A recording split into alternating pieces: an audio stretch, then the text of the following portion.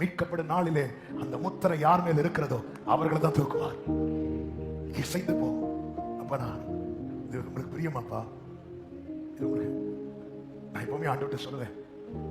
ஆண்டவர் சொன்னார்ல 2 வாசல் இருக்கும்னு, ஒரு விசாலமான வாசல், இடுக்கமான வாசல். எப்பவுமே ஆண்டவர்கிட்ட சொன்னது, எனக்கு முன்னாடி 2 வாசல் இருந்தா நான் விழுந்துருவேன்ப்பா. ஒரே வாசல் தான் இருக்கணும். அது நீங்க காண்பிக்கிற வாசலா மட்டும்தான் இருக்கும். ஆண்டவரே, என்ன உங்களை விட்டு விலக்குகிற காரியத்துக்காக நான் ஃபாஸ்டிங் இருந்து ஜெபம் பண்ணாம எனக்கு தந்துடாதீங்கப்பா.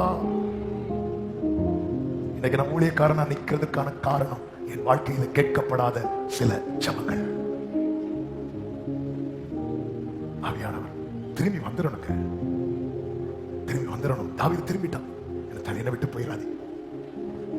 அதன் பிறகு வேதம் சொல்லுகிறது, உரியா சங்கதி ஒன்றை தவிர தாவீது கர்த்தருடைய பார்வையிலே செம்மையானதை செய்யலாம். அன்பில் இணைந்து கொள்ளுங்கள், ஆவியில் இணைந்து கொள்ளுங்கள்.